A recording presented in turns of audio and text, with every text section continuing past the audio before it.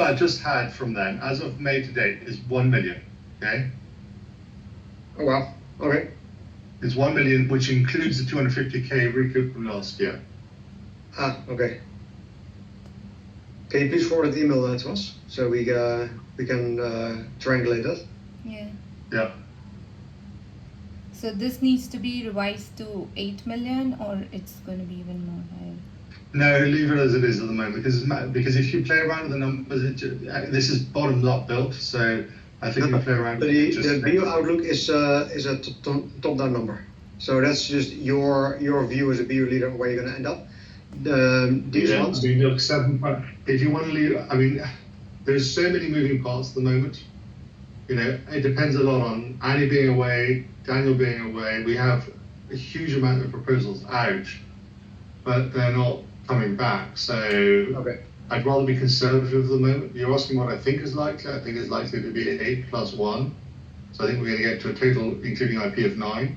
But Is that more IP? Is that more us? I don't know. Well, the IP target for the year is 1.2. Yeah, but this number, the 7.8, should be including IP already. Yeah, this includes the IP. Yeah, so exactly, but therefore we're not disagreeing here, okay? No, but there's a massive gap. Because that's 7.8, of which they're 1.2, and we're 7.8. That gets to 9. No, so this 8.7 is inclusive of everything, of IP as well. IP, your total pipeline. Yes, but it also includes 500,000 of risk allowance, which I don't think we're going to need. Okay. So look, I mean, tell me if I'm saying this wrong, okay?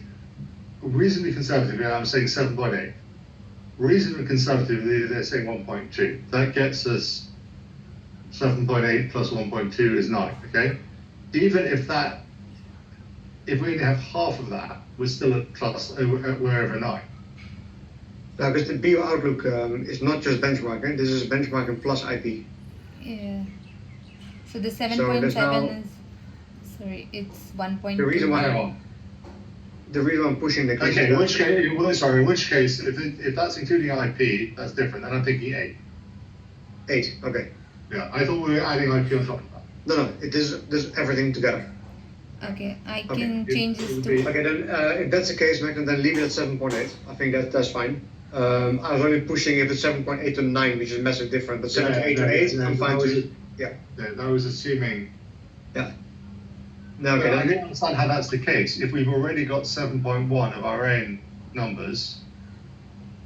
So look, if this is already 7 of confirmed, that includes IP as well, does it?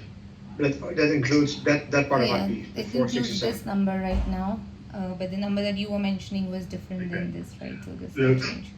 I find it really hard to forecast reliably. My sense is we've still got some way to go in our own BU, okay? My sense is IP is going to overachieve. My sense is we're not going to need the risk allowance. So it's going to be somewhere between 8 and 9, that number we'll land with. Okay. And it depends on how many of my verbals actually land. Like we've got a whole peer group that is iffy, yes or no. That's 250,000 in itself. Okay. Yeah. We've got the IP stuff, which is going great guns. Look, it's 1 million by May. It's quite hard not to believe they're going to add another 250,000 on top of that. Of course. And I don't think we'll need our risk allowance. So that gets me to somewhere between 8 and 9. But where? Those are really hard numbers to know. Yeah, what I'm trying to do, Nicholas, is trying to feel for across all the BUs, what's the degree of flex? Because otherwise you run the risk. That's what I'm trying to tell you. Basically, we have 3 flexes, okay? The first of which is it is on the one hand, I think there's a lot we can chase. To be very transparent with you, I'm slow peddling a lot of it at the moment because we keep losing people. We've got a whole lot of new analysts coming in, but they're new analysts, so I don't want H2 to be as strong as H1. I just don't think we have the capacity, even though on paper we have the capacity, we don't have the skills capacity to do it. Yeah. So I'm now currently, I've got Annie back from leave, but with a brand new baby. I've got Daniel going on leave all summer. Okay. I've got Georgie gone on leave. Yeah. Daniel takes like 2 months off of his parental leave this summer. I've got Georgie on leave. I've got Jonathan just resigned.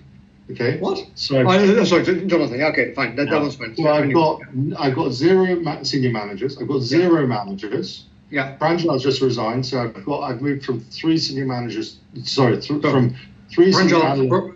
Pranjal resigned? Yeah. Oh shit! What happened? He got a better job offer, 60 grand more than what we're paying him. Oh shit! The rat. Yeah. Just used So just to summarize, no senior managers, no managers. I had 4 senior analysts. I now have 3, of which one is not capable of managing yet. So I've got 2 senior analysts. Okay. I've got 2 brand new senior analysts. I've got 7 or 8 associate analysts. So based on that mess of a structure, I'm slowing down H2 on purpose. Yeah. So anything I don't need to sell, I'm not selling. The problem is the clients are pulling the work out of my hat. So we're playing this weird game whereby, you can't. I'm not going to turn away N26 if they want to do the work. I'm not going to turn away Deutsche Bank if they want to do the work. I'm not going to not create a fraud benchmark in South Africa if 4 clients say they want to do it. Okay? Yeah. On the other hand, I'm not selling anything else. So I'm not pushing anything for a sale. So at the moment, I'm in this odd situation whereby I know we've got whatever it is, 7 and a bit million of sales. Yeah.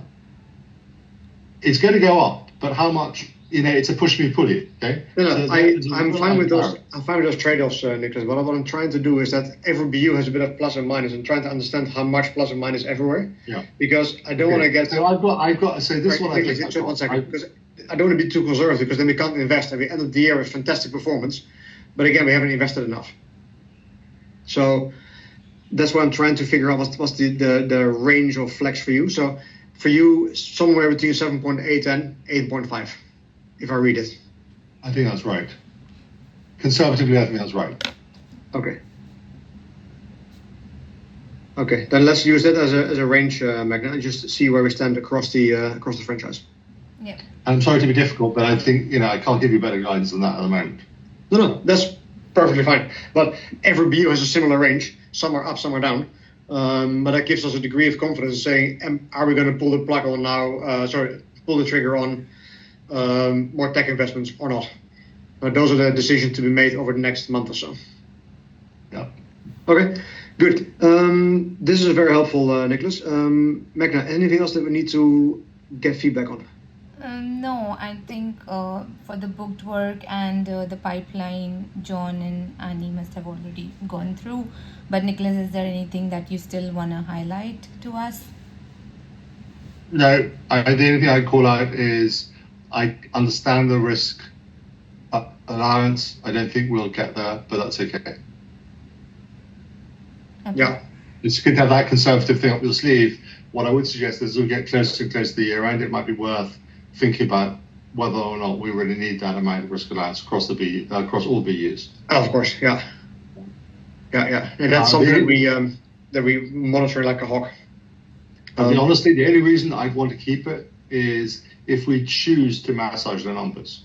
What I mean by that is last year we had 500,000 that we chose not to declare last year. Yeah. Yeah, 250,000, which was the Irish peer group, which actually, frankly, fell into this year. But we could have delivered last year if we needed to. 250,000 of IP screw-ups, accounting screw-ups. Yeah. So we deliberately pushed it back. So it's more a question of as we get towards the end of this year, we may choose to manage that number down a bit. Yeah, particularly if we see how the costs are shaping up, and then we can choose to keep it or push it out. Yeah, again, I would be very surprised if my margin is as low as you forecast it to be. I think Stacey's got the numbers wrong, honestly. Okay. Because also, apart from anything else, things are moving at my BE all the time. I turn around to someone else and rely. It looks like you're probably going to be below your capacity. Yeah. I'm pretty comfortable that again we'll be in the mid to high margin, 40s margin. Okay. Super. I think that's all we needed from you for now, Nicholas. So, Megan, if you can stay on the line for just a sec, I've got to just align on a few things. Yeah. Sure. Nicholas, we're speaking later anyway. Which I look forward. It's the highlight of my day. Take care, man. So what I think we need to do, Megan, is some additional analysis in addition to the to the usual output, Mm-hmm. which is a little bit like for all the various BUs.